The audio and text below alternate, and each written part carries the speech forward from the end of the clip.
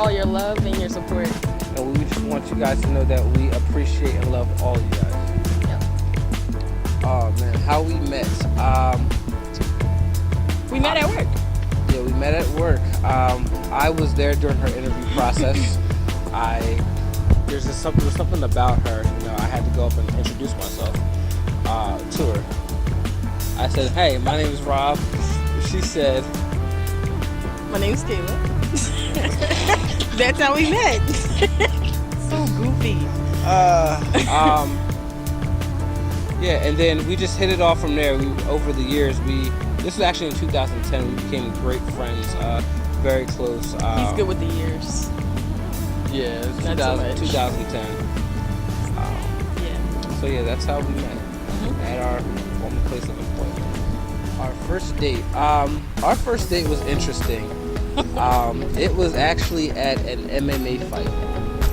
A promoter had gave me and a couple other friends some tickets to go to his show to see if we want to be involved with him. And I was like, hey, you want to come out with me?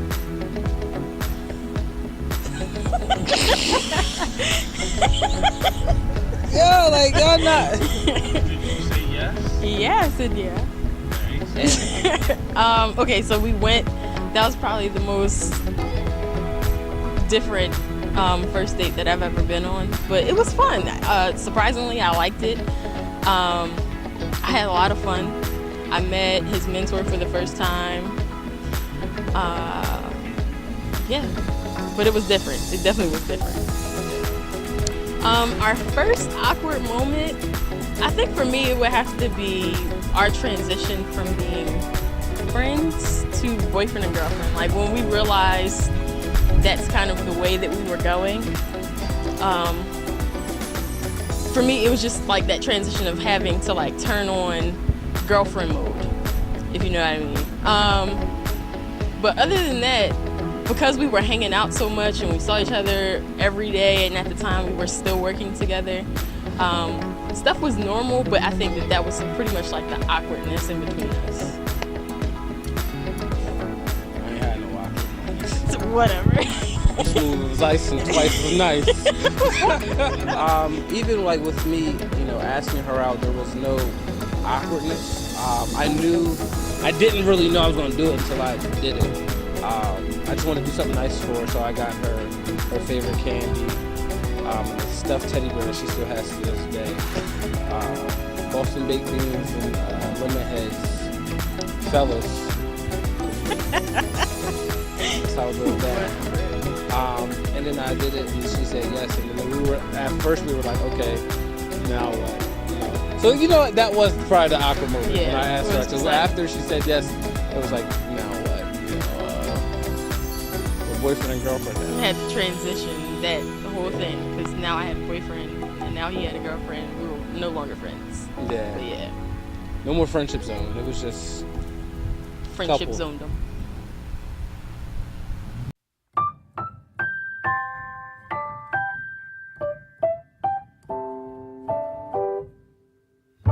I'll give you the short story. One day I was praying for God to bring me a wife, and at this random time, I was visualizing, me getting married and stuff like that, and I just kept seeing her face, which was weird because we were just friends. I didn't even see her like that at that point, and the more and more I tried to fight it, the more and more like we would be close together, and I would see her face more, and then we just started hanging out and just, and then as I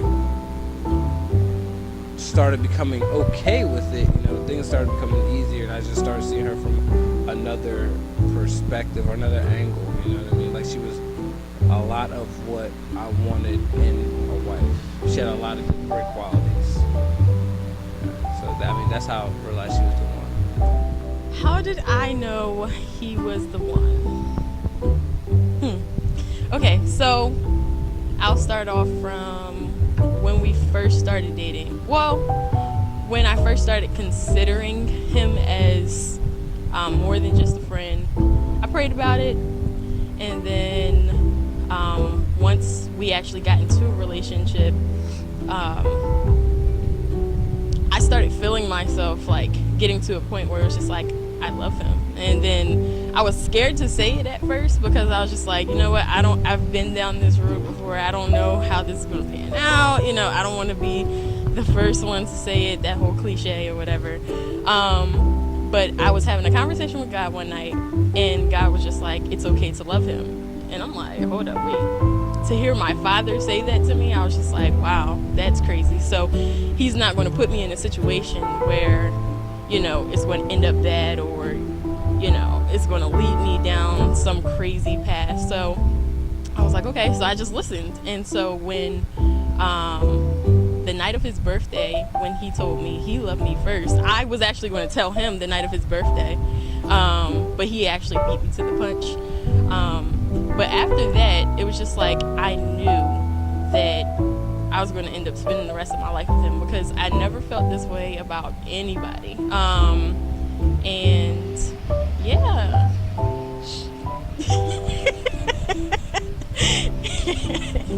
Yeah, I can put a test in that.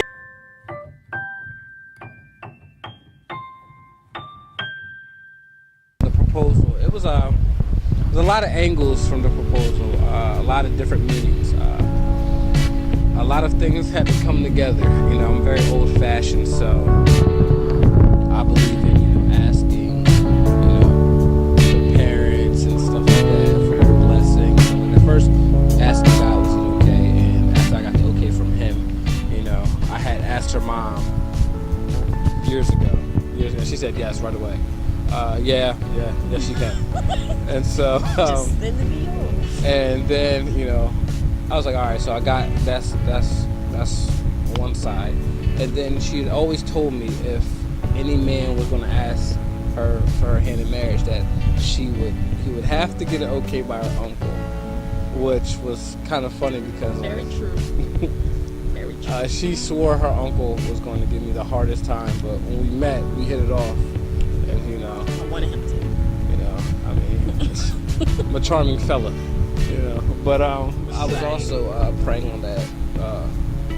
When should I ask her? You know, because it seemed like there was times where I wanted to ask her, and you know, it just wasn't right. So I was asking, you know, okay, when is the right time? It was something I was praying about, and I didn't have money for a ring. But it's funny because like the more and more I started praying about it, you know, things started happening. So I ended up getting money for the ring, and that was around November of 2016. And so I'm like, all right, when's the perfect day of to ask her?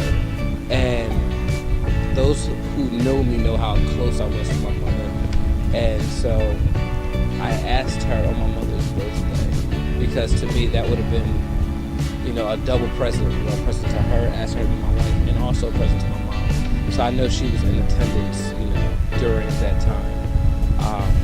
And she said, so I had her go to the Camden waterfront, because we both love, you know, bodies of water. You know, we both, it's relaxing to us.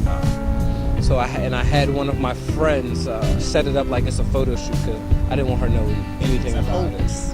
And of course, you know, she had to ask me 1,000 questions I couldn't answer. What should we wear? This and I'm not. It don't matter. Just make sure Just you try to coordinate. make sure you know everything is nice. Make sure them eyebrows is on fleek. Make sure everything is looking correct. And of course, it rains during the photo shoot. So we had to wrap this up. Oh, I'm missing out a big part. Our favorite show is Martin, as you can see by the shirts. Go boy. You go girl. As you can see by the shirts. And on one particular scene when Martin asked Gina to marry him, he had Brian McKnight sing a song to her. So I wanted to, I hired a singer because I wanted the singer to shock the mess out of her and, you know, sing. And by that time, by the song, you know, she should realize what's going on. Maybe, maybe not, but I wanted that to happen. So anyway, fast forward. We get there, it starts raining. I'm praying for sun to come out, but it didn't come out. So we had to get an umbrella and a friend of mine, he was directing us and coordinating the photo shoot, and we were looking at the water, and it just he came out of nowhere and started singing to her, and then that's why I started, whispering my sweet nothings in her ear, trying to get her all mushy and gushy. I can't. You know what I mean? Shut up. And I started getting nervous right around that time, like where I'm about to get down on my knees. The only thought in my head was, can I get this ring out of my pocket and not have her realize what's about to happen? So I get down on one knee in this big puddle of water. So now I got a wet knee in jeans. And I get down, I pull the ring out of my pocket, or the box, and I try to hide it until, I just wanted to show her the ring. Bam. I didn't see nothing. I really didn't. But, I said, what I said to her, and I asked her, will she be my wife? And she said, with no hesitation, yes. I put that rock on her finger, and and then the rest is history. October 1st, Lloyd Legacy. Yeah. I was very confused. I still thought we was at a photo shoot. So when Raheem told me to turn around, I'm like, what am I turning around for? But whatever, Maybe he just wants to get the back of us as we're gazing off at the bridge. So we're standing there, and I start hearing this guy sing. I'm like, oh, okay, this is different. Okay, this is interesting. I'm still looking ahead, not paying attention. And so, like, once I heard him sing it and he wasn't, like, passing us, I was like, okay, he's standing there singing. All right, so I started listening to the words of the song, and I'm like, oh, my God. Like, in my head, oh, my God, because, like, I wasn't about to, like, do all the extra stuff. Like, oh, my God. Like, I wasn't going to do all that. But I ended up doing that stuff, like, when it was just me and him. When we finally were just like, oh my gosh, we're engaged. But I'll get to that in a second. So I'm listening to him sing, and I realized what song he was singing, and I was like, oh snap, this is happening. This is about to happen. Because, like, I knew what song it was. It was from Martin. And I'm listening to everything that he's saying. I'm just starting to tear up. I was just like, okay, this is crazy. This is surreal. And he asked me, and of course, without any hesitation, like he said, I said yes. But then it was more like, it hit us more so like when we got in the car, because it was just like, that just happened. Like, I'm engaged to you. Like, this is for real. Like, we're about to, like, do this. We're doing this. All right. Mrs. Lloyd. Yeah, so that part. But yeah, I had no clue what was going on. My friend helped me get ready. Tot helped me get ready, and I'm just like, yeah, thinking I'm going to a photo shoot. Like, I was just like, no, this wasn't. Everybody set me up. That's what it was. It was a setup. Do you know how hard it is to make 5 women in their 20s keep it quiet that you're about to propose to their best friend? That was wow. What does the future hold for the Lloyds? I like the sound of that. A long, prosperous marriage. God first. Children. Mm-hmm. All boys. One girl. Robert Jr. Robert the second. Robert the third. They a won't whole all bunch be of Robert. wrestlers, the football players. The girls. One girl. And just life with this lovely woman. Every now and again, getting on my nerves. Good stuff. How about you? Okay, so what the future holds, definitely God at the center of everything. Lots and lots of love. And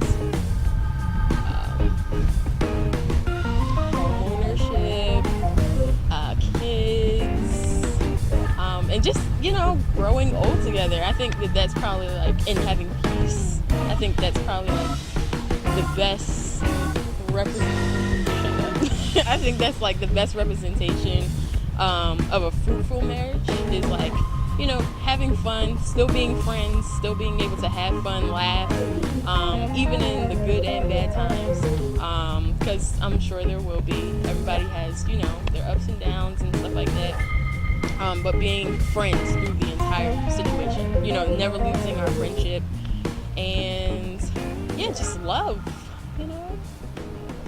love, good stuff. So that concludes our story. Thank you so much for watching. We'll see you October 1st. Bye. See ya.